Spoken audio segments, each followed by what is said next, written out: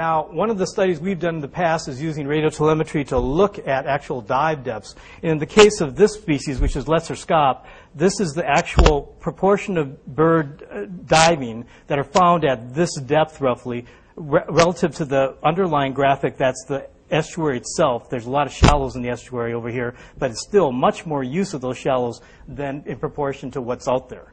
So lesser scop, we see this high use of the shallows, and when we calculate it out, we see like 32 to 40% of the area of the estuary is used by this species. So what we're interested in is whether or not that maybe the current shoal habitats that are preferred by them, and this is something Bruce helped me on.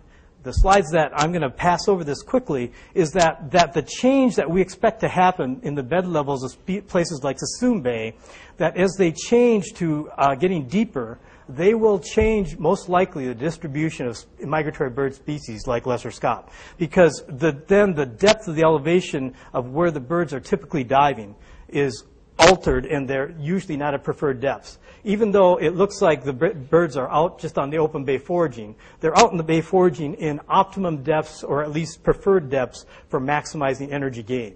And as soon as those depths get much deeper, these ducks will refuse to keep foraging. They'll move on. And that's one of the big concerns. So can this be a flyway effect? And I can't answer this question, and it's certainly one of the most difficult ones we're going to face in the issue of climate change. But I will point out something, and that's from our recent work on looking at shorebirds marked on the West Coast with a cooperative network up the coast and trying to follow their migration.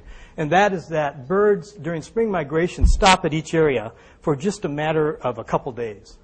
2 or 3 days is the average stop that a bird might do in a particular wetland up the coast. So all this effort to save these particular wetlands are based on that. They get a lot of food in a short time and can move on to get to the breeding grounds.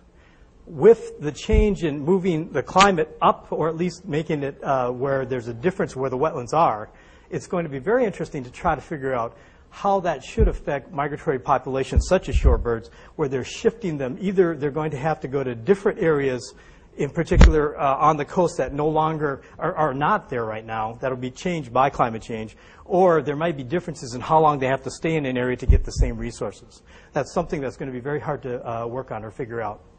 So research directions, we think we need to look at macroinvertebrate abundance in relation to the benthic conditions and identify which populations are most at risk here, and relate these changing food resources to demands and predict which particular resource change might be the most of an effect on migratory birds. So that's kind of the direction we're heading for migratory birds and shoals. Now, for management considerations, and I hesitate to throw these out, but I guess in terms of idea generation, I think that disturbance on shoals is something that could be reduced in a highly urbanized estuary like San Francisco Bay. Consider protected areas to keep the areas that are good foraging areas through time more usable for birds. So that's something that we'll have to watch. If you don't know how climate change is going to change the resource, you should at least make the resource that you've got the best possible resource for the birds. Second, the bay edge areas are likely to become mud flats, and birds will start moving into those. I'm not sure there's anything you can do in management sense to improve that. But finally, one thing about restoration of ponds on the edge of the bay is that it could be that these ponds will help us in terms of maintaining some of the ponds are ones that won't be affected by sea level rise. So you might end up with those being good areas for keeping kind of safe havens for species like migratory birds. What about tidal marsh endemics? In endemic birds, the endemics are limited by habitat availability to a great extent. A lot of birds nest there, and they need water levels that are just right. Sea level rise, in a lot of studies, has suggested will outpace sedimentation accretion in the marsh plain. So we kind of expect in at least some of the marshes, if not most of them, that we'll get areas that are not vegetated like they were in the past.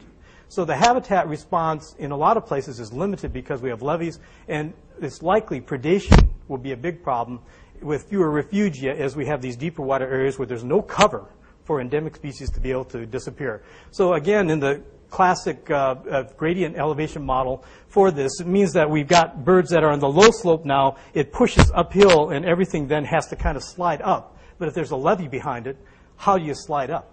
So it makes it much more difficult for some of the species that are at the top end. Where are they going to go? Like the black whale, for example, one that's found on the edge of the upland side. we've been doing a lot of work trying to map areas with elevation gradients that are very fine.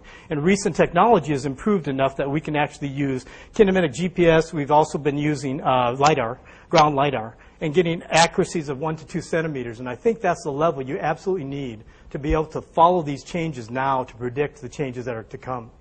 This is an example of tracking elevation change in San Pablo Bay Refuge in the North Bay here.